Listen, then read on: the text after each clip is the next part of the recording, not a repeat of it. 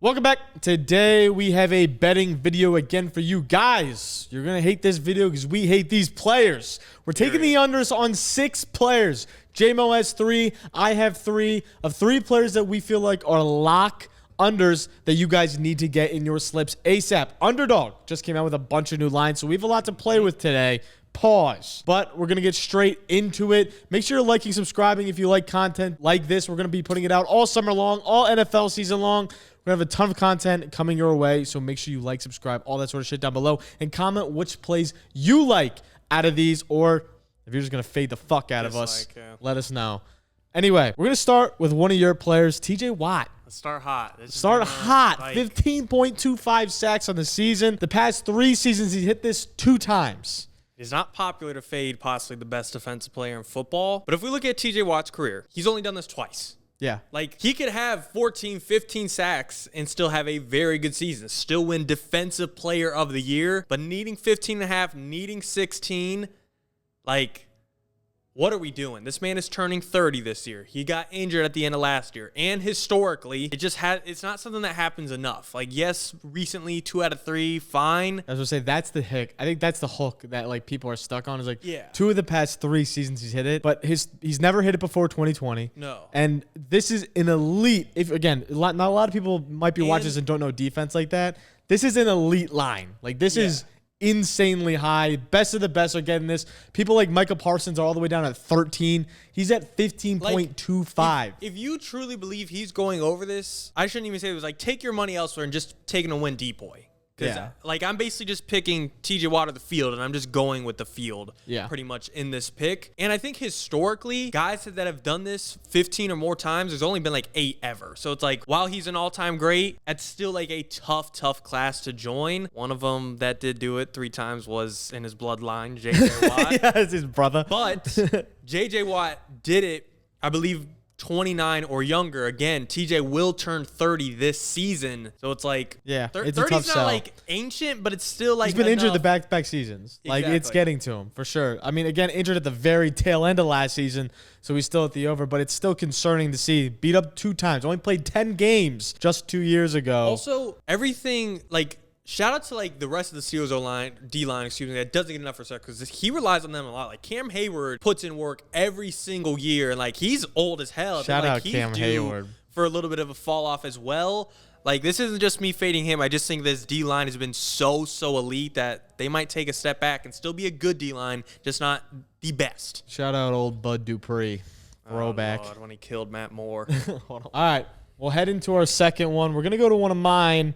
We're starting out even hotter. You want to go to the best defensive player? Let's go to the best offensive player. Fading Jay Jettas, under 1375.5, a.k.a. he needs about 1,400 yards to hit this. No wide receiver in NFL history is 1,400 yards of the rookie quarterback, ever. And he's gone over 1,400 3 times already. Yeah. Has there ever been a wide receiver that's hit 1,400 4 times? Yeah. I mean, think AB might have, but like with Big Ben. Yeah, not with J.J. McCarthy, not with Sam Darnold. Sam Darnold's only had 1 receiver ever go to 1,000 yards, let alone never over 1,200 yards. That's going to be people's main argument, like, well, J.J. might not be starting. Like, look at yourself in the mirror. Like, what, are you really selling yourself on Sam? Like, that's your point here? Yeah, no, like, Sam Darnold. I love, like, listen, Sammy Sling's got a great nickname. But, like, in 2023, again, he missed 7 games, still had 1,000 yards. And that's, I think, the hook that people are like, oh, my God, he missed all this time. They also threw the ball 37.2, which is the 6th most in the NFL. And that's including 2 games where they threw the ball 20 times. That was, again, Kirk Cousins versus Carolina, he literally threw the ball 20 times. That's an outlier of a game that dragged this average down. You take their 2 games where he threw it 24 and 20 times, that average is closer to 40. So it's like, are they going to throw the ball that much with J.J. McCarthy, who's had maybe 2 total 300-yard games his entire college career, with Sam Darnold, who love the kid, but are you letting him sling it? Love Sam Darnold. You slinging it like that? Other people's argument is going to be like, well, he did it without Kirk Cousins because Nick Mullins was cooking. But it's like, Nick Mullins had like the Joe Flacco, Jameis Winston mentality, like, fuck it, I'm just going to chuck it down there somewhere. Yeah, Nick Mullins was Sam Darnold, who's trying to like still prove himself or win games. Like J.J. McCarthy as a rookie probably isn't going to have the balls to do that. It's just not the right comparison you need to be making or falling back on. And just like TJ Watt, he could put up 1,200, 1,300, and that's still a good season. This is just like, Yeah. taking the field. I'm going. I like the lower. I think the last point I really want to make is also like they just brought in Aaron Jones. He's going to make an impact. He's going to be more of a ground game guy. Ty Chandler's going to be the number 2. Like Alexander Madison last year was abysmal. Literally horrendous. Yeah. So you add Aaron Jones, who obviously is a significant upgrade in my eyes. Like, they're going to try to run the ball more. They're going to probably try to be more balanced. Are they going to be throwing it 37 times a game? I doubt it. We're fading the 2 best players damn near on both sides of the ball right now. And I feel very, like, I know it's a hot take. I feel very comfortable. I don't like, oh, this is a lean. Like, no, I feel. No, we're in 68 degrees right now. We're chilling. Out of, like, 80 players that I feel very confident in. Yeah, no, I love those 2 plays. We're heading back to one of your plays. Mike Will. Yep. I know you said this on the TikTok that we just posted, but now you're taking him on the YouTube. Lower 0.9x 750.5. If it's a lock, it's a lock. If it's a lock, it's a lock. Stray away from it. Listen. He's turning 30 years old, coming off of an ACL tear, has a 40-year-old quarterback coming off of an Achilles tear, and we all know the Jets, their bread and butter this year is going to be, this is Garrett Wilson's pop year. He's the clear wide receiver 1 on this team. For the last 7 seasons, Aaron Rodgers, I love the guy, and I'm rooting for him and the Jets to do well this year. The last 7 seasons, Aaron Rodgers has not supported 2 wideouts with 750 yards or more. Devontae can eat or Garrett Wilson can eat just like Devontae did, but that still came at a big cost for whoever the number 2 was, MVS, Allen Lazard, Mike Williams. Now, quarterback-wise, player-wise, age-wise, injury-wise, under. I know this is like complete narrative, but like I'm so on the board of like Aaron's just gonna get injured again, and this entire hype's just gonna fizzle out once again. Joe's gonna be depressed. Every Jets fan's gonna be like, "What the fuck did we just sign him for 2 years for?" He's 40. Like he's not like he's nimble. This would like be the year like he's got like a bad concussion like Tua. Yeah. And, like he plays most of the year, but like 11 games. Yeah. It's like not enough. Yeah. You need him a full season. It's tough. I mean, you look back, and again, back at Mike Will's history with Herbie the past 3 years, you loved that connection, but he just keeps getting beat up. Injured the past 2. The year before that, he popped 1,100 yards, 76 receptions, his most receptions. When Herbert threw for 5K. Exactly. Rodgers line's at like 3,800. He was averaging 15.1 yards per catch every single season. The past 2 seasons since then, it's gone down. Yeah. He hit this in 2020, 2019 on 48 and 49 receptions. Put that in perspective. That's 15.8 yards per catch and 20.4 yards per catch. Unsustainable, to say the least. We're also reaching back to 2020, 2019. That's like 5 years ago. Yeah. Like he was 25 years old. Now he's 30 years old. Yeah, we're getting up there. Low. Yeah, lower for sure. This feels like a lock. Love to see it. Next one, we're going to your boy, A. Rich. Yeah, I don't hate it. We love him. 21.5 passing tugs seems like a lock. And again, 0.9x. So again, but lock is a lock. We're favored here. 3.5 total games played last season. He injured his throwing shoulder. Had AC surgery on his throwing shoulder. Talked about. I literally asked Nick right before this when I came in. I was like, "Do you know which shoulder A. Rich injured?" He goes, "I have no idea." Like, brother, that is important. Discuss everything's like, will he get hurt again? It's not like, will he be the same after this injury? Like, yeah, it's just Cam Newton fucked up his shoulder and was never the same again. No, literally, to, like, compare it exactly. And that was after an MVP season. Yeah, yeah. It's a tough sell when you're 250 pounds. Apparently, he gained weight this offseason. Now they're saying muscle, whatever the fuck. It was intentional. Yeah, I don't care if you're coming in at 260 as a quarterback and you're running the ball. He had 4 rushing touchdowns, 3 passing tugs, only 84 pass attempts in those 3.5 games. Isn't a lot, isn't a high volume. He's not over 103. He's 25 carries to that 84. I think the clear narrative here and what you're looking at without even JT in the backfield, this was Zach Moss's season. Like, they clearly want to run the ball with him. That is very apparent. I think they're going to continue to do that. I think his rushing, we'll get to an overs video after this, so it'll be coming out, don't worry. And I'm going to be slamming A-Rich's over on rushing tugs. Really like this is...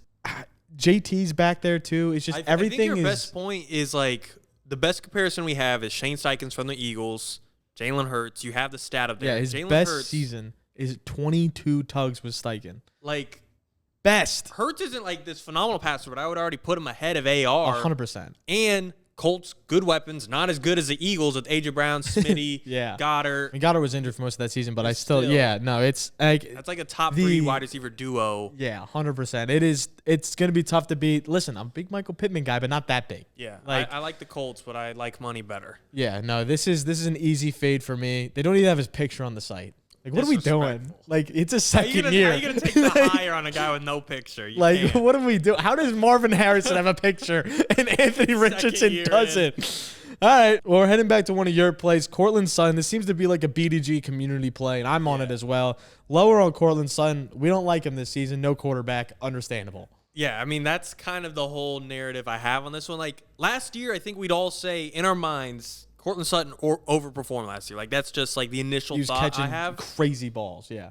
Overperformed. I think everyone would agree. Still didn't hit this. So, like, what are we expecting him to overperform his overperforming season? I don't think that's in his bag. Earlier was like, oh, TJ Watt hit the over 2 out of 3. Courtland Sutton's hit the under 2 of the last 3 seasons. Bo Nix, rookie QB. Part of me thinks Courtland Sutton might not even be a Denver Bronco the entire year. Like, yeah. I'm just not in on it. Like, Courtland Sutton, or excuse me, Bo Nix line for passing the season is like 2750. Like, that lets you know right there the volume or the wealth that could be shared in the receiving room is not very much. What if Bo Nix just turns into the next Drew Brees? Then what are we going to do? You know? I mean, maybe Sean Payton is Sean really Payton that might be the GOAT. Zach Wilson comes back because he's making the Broncos franchise do whatever he says. Oh, like, literally, yeah. Biggest cap hit in history, done. Reach on a guy that should go in the second round, done. Like, yeah, he's like really all putting in. His foot he's down. like, Javonte, you're cooked. Get the hell out of here. Williams. Like, only thing you could say for Courtland is like he is still the wide receiver 1, but like doesn't matter. Yeah, no. He was a wide receiver 1 last year, I would say. Yeah, he just didn't have it. It's been tough. Again, 2 of the past 3 years under this line.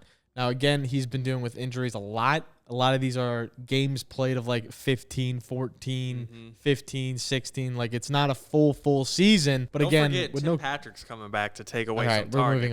We're moving on. All right. Forget. The last play, and it might be sadly my favorite play, Jahan Dotson, Loa. He didn't hit this his rookie He didn't hit year. this both years. I thought he hit his rookie season. Wow. No. And last year, Sam Howell threw for over 4K. Jacoby had over a few 100-yard games. And it's just like, what are we doing? Yeah, that's not great. You have 4K from Sammy, and then Jalen's line is at 3.1. You're losing 900 of value. Plus, if you add Jacoby's. That's if Jalen hits his. Yeah, and that's very optimistic if he hits this.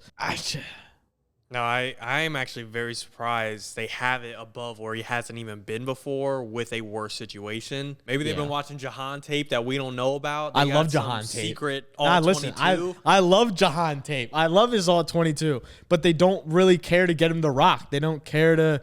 But again, last season he started the season hot with targets. He was seeing 4, 8, whatever the hell. And he just couldn't get the receptions because they weren't trying to get him the ball. He led the team in the most uncatchable balls. So they were just chucking to him as throwaways, deep balls. I mean, they weren't using him right. And bringing Cliff in, it doesn't make me feel any more confident. No, and like, they didn't bring in like big competition, but they brought in an effort. Like Eckler out of the backfield, Zach Ertz. They drafted McCaffrey, Ben Sinnott, Luke McCaffrey. Yeah, they put in an effort to spread the ball elsewhere besides what they already had, which indicates we don't want it to go to him. It's a low line, and if they really believed in him, I feel like they wouldn't have felt the need to do that. Where people mess up because it's such a low line, you're like, well, you have to get over. And I've been guilty of that 2-3 years ago, or 2-3 days ago, maybe. Some are saying, yeah, the lower lines. This is what they want you to do. Take the higher. The lower is the right side. Yeah, they want you to be like, oh, only 500. Let's slam it. Yeah, well, we're going to slam it, but the lower. I just don't believe in this Washington offense. You'll see that as a theme throughout this entire offseason. I'm very much fading this Commanders team. Do you know what this pays out if it's all together? All right, well, if you put it in on Underdog, you'll only have the flex option, which means you only need to hit 5 of these plays. 4 of these plays, you'll still make money, but you're going to win $2,000 after this cashes. This is such easy. We're going to come back to this video and be like, how did you not place these bets? A lot of money. Or you're going to fade all these picks and be like, how did you not fade these 2 fucking idiots sitting on the couch yapping about how Justin Jefferson and TJ Watt are going under their lines? But if you like the video and you want to use Underdog, the link is in the description. You'll get up to a free $250 when you use our code. So make sure you take advantage. It's free bread to throw on these lines and make easy bread to stack, and stack. And we'll catch you next time. Like, subscribe, comment. Let us know what you think in the comments below. We'll catch you next time. Peace. Thanks.